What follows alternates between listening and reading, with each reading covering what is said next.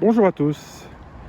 Le petit arbre que vous voyez au centre de l'image est un rejet de peuplier blanc.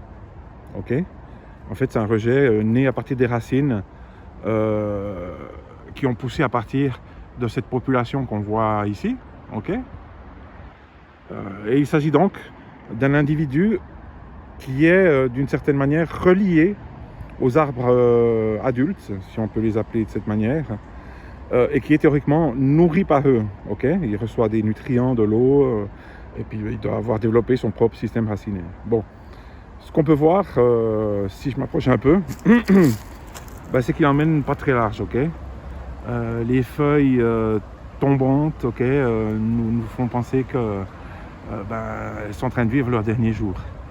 Ah bon, ça peut être l'effet de l'automne, mais c'est aussi l'effet des 3 mois de sécheresse qu'on vient de passer dans la région de Madrid. 3 mois pendant lesquels pratiquement pas une goutte d'eau n'est tombée. Donc ces arbres résistent grâce à leurs profondes racines, car les arbres adultes poussent dans une petite dépression qui est l'ancien lit d'un ruisseau. Donc ils disposent d'eau en profondeur et ils résistent tant bien que mal. Même les adultes ont perdu pas mal de feuilles. Si vous regardez sur le sol, c'est couvert de feuilles de peuplier blanc. Alors pourquoi je vous parle du peuplier blanc?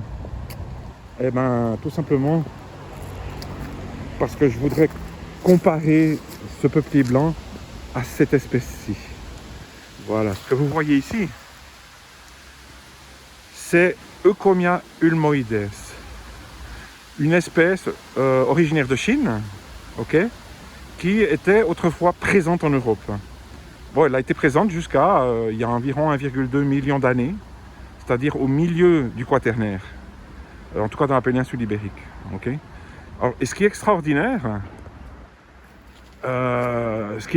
c'est de voir à quel point elle a supporté cette période de sécheresse. Regardez, des feuilles parfaitement hydratées. Elles sont magnifiques, j'entends. Et quand je vous montre ces feuilles, n'allez pas penser que c'est comme des feuilles de la taille des feuilles de l'orme. Regardez. Voilà. Elles sont immenses, ces feuilles. Alors, et elles ne présentent pas d'adaptation spéciale à la sécheresse. On n'est pas en train de parler d'un chêne vert. Il s'agit de feuilles qui, d'ici quelques semaines, vont tomber elles aussi. Donc, ce que je voulais vous montrer, c'est l'extraordinaire résistance à la sécheresse de cette espèce. Une espèce qui a vécu autrefois en Europe et qu'on devrait, à mon avis, essayer de réintroduire. Il n'y a que 2 théories, à mon avis, qui expliquent que cet arbre ait supporté aussi bien cette longue période de sécheresse. La première, c'est qu'il est réellement une résistance à la sécheresse, ce qui est quand même douteux quand on voit de telles feuilles. Et l'autre explication, c'est qu'il ait développé des racines extrêmement profondes. Donc, que ce soit parce qu'il est résistant à la sécheresse ou parce qu'il est capable de développer de profondes racines, cet arbre réellement présente un intérêt considérable, à mon avis, dans la région méditerranéenne. Nos forestiers ne devraient pas l'ignorer. Bon voilà, c'était un peu ma défense d'une espèce paléoautochtone, un terme que j'ai repris de la géologie. En géologie, c'est un sens complètement différent.